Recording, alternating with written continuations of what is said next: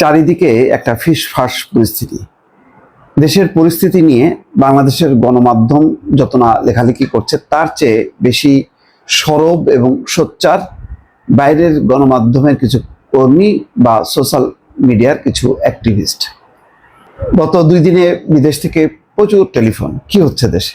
আমি বললাম যে কই, কিছুই না, তো তেমন কিছুই তো দেখা যাচ্ছে না।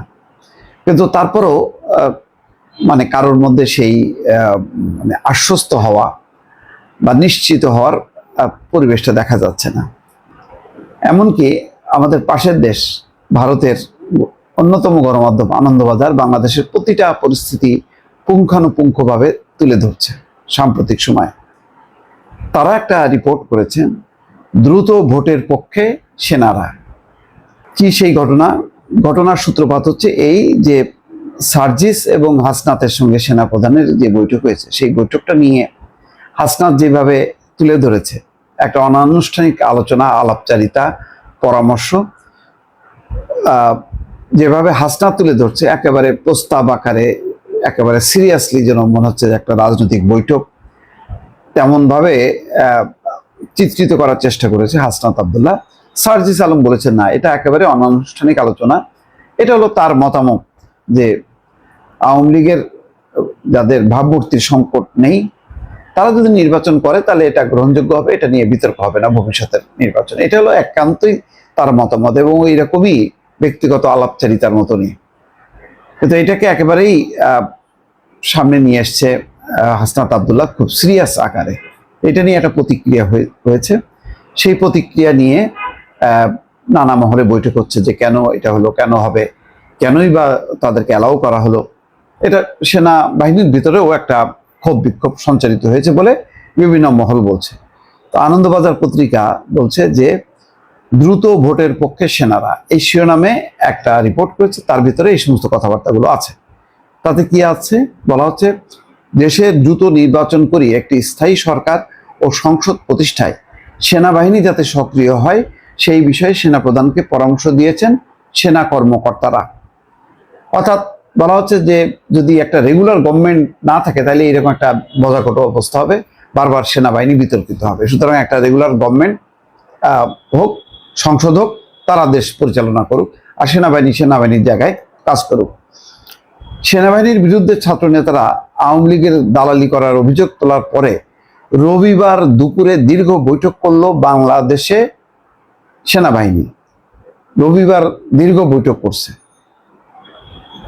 এটার কোনো সূত্রতা বাংলাদেশের কেউ দেয়নি এখন পর্যন্ত। তারপর কি বলছে সূত্রের খবর, ছাত্র নেতার ওই অভিযোগ এবং তারপরে বিভিন্ন দল সংগঠন যেভাবে সেনাবাহিনীর বিরুদ্ধে সরব হয়েছে তাতে সেনাদের সব মহলই বিরক্ত এবং ক্ষুব্ধ। এটা আবার ঠিক না, বরং সেনা প্রধানের সঙ্গে এই ধরনের আচরণ নিয়ে নিন্দার ঝড় ওই নতুন গঠিত যে রাজনৈতিক দল সেটা ভেঙে যাওয়ার উপক্রম হচ্ছে। তো সুতরাং এটাও ঠিক না যে সবাই, মানে এটা হলো দেশের বাইরে থেকে কিছু কিছু মহল মানে সোচ্চার কথাবার্তা বলছে আর কি। যাক, সেগুলো নিয়ে আর না কথা বলি। দেশে দ্রুত নির্বাচন করিয়ে একটি স্থায়ী সরকার এবং সংসদ প্রতিষ্ঠায় সেনাবাহিনী যাতে সক্রিয় হয় সেই বিষয়ে সেনা প্রধানকে তারা পরামর্শ দিয়েছেন সেনা কর্মকর্তারা। অর্থাৎ এই পরিস্থিতি অবসানে গত রাতে সেনাবাহিনীর পক্ষে বাংলাদেশের একটি সংবাদ মাধ্যমকে দেওয়া বিবৃতিতে দাবি করা হয়েছে, ফেসবুকে ছাত্রনেতা হাসনাত আব্দুল্লাহর বিবৃতিটি হাস্যকর ও অপরিপক্ক গল্পের সম্ভার। এরপরে আরেক ছাত্রনেতা সার্জিস আলম পোস্টে বলেছেন যে তিনিও হাসনাতের সঙ্গী হিসেবে সেনাপ্রধানের সঙ্গে দেখা করেছিলেন, কিন্তু হাসনাতের বক্তব্যের সঙ্গে তিনি একমত নন। জেনারেল ওয়াকার কোনো কিছু মেনে নেওয়ার জন্য আদৌ তাদের চাপ দেননি। অনেকে মনে করছেন সার্জিসের এই মন্তব্যে আসলে সেনাবাহিনীকে শান্তির বার্তা দেওয়ার চেষ্টা করা হয়েছে, কিন্তু তাতে চিড়ে ভেজেনি বলেই সূত্রের খবর। অর্থাৎ সেনা কর্মকর্তা বা সেনা সদস্যদের মধ্যে একটা খুবই বিরূপ প্রতিক্রিয়া হয়েছে যে সেনা প্রধানকে নিয়ে এই ধরনের মানে মন্তব্য করার জন্য বা ফেসবুক স্ট্যাটাস দেওয়ার জন্য। সেনাপ্রধান জেনারেল ওয়াকারুজ্জামানের ডাকা এই দিনের বৈঠক হয় সামনাসামনি অথবা ভার্চুয়াল মাধ্যমে। হাজির ছিলেন প্রায় সব জিওসি, সব জিওসি হাজির ছিলেন নৌবাহিনীর প্রধান অ্যাডমিরাল মোহাম্মদ নাজমুল হাসান এবং বিমান বাহিনীর প্রধান air chief marshal Hasan Mahmud খানও। বাংলাদেশের ইতিহাসে এই প্রথম 3 বাহিনীর প্রধানই সেনাবাহিনীর একই ব্যাচের সদস্য, মানে তারা একই ব্যাচের, ক্লাসমেট হোক বা ব্যাচমেট হোক, এবং 3 জনের মধ্যেই খুব চমৎকার একটা কোঅর্ডিনেশন বা কম্বিনেশন। সূত্রের খবর, ওই বৈঠকে অনেক সেনা কর্মকর্তাই ভাবমূর্তি রক্ষায় দ্রুত ব্যবস্থা গ্রহণের পরামর্শ দেন। ছাত্র নেতাদের মাস্তানির বিরুদ্ধে অনেকে ক্ষোভ প্রকাশ করেন। বাংলাদেশের পরিস্থিতির উপর নজর রাখা বিশেষজ্ঞরা বলছেন, এই বৈঠক থেকে 2টি বিষয় উঠে এসেছে। প্রথমত, বাহিনীতে সেনাপ্রধান জেনারেল ওয়াকারের নেতৃত্ব এবং কর্তৃত্ব নিয়ে এই মুহূর্তে আর কোনো প্রশ্ন নেই। দ্বিতীয়ত, যে ছাত্রদের সেনারা ডেকে ক্ষমতায় বসিয়েছে, প্রথম থেকেই তারা বাহিনীকে চ্যালেঞ্জ জানিয়ে আসছে। এর আগেও প্রধান উপদেষ্টা মোহাম্মদ ইউনূসের ডাকা একটি বৈঠকে ছাত্র নেতাদের বেয়াদব কথাবার্তা নিয়ে কয়েকজন সেনা কর্মকর্তা আপত্তি জানিয়ে তাদের ঘাড় ধরে বের করে দিতে এগিয়ে এসেছিলেন। এরপরেও ছাত্ররা সেনাদের দেশপ্রেম, নিরপেক্ষতা এবং নিষ্ঠা নিয়ে বারে বারে প্রশ্ন তুলেছে। সেনা কর্মকর্তাদের অনেকেই বলেন, অনেক হয়েছে, এবার সেনাবাহিনীকে নিজেদের ক্ষমতা এবং শক্তি প্রদর্শন করতে দেওয়া হোক।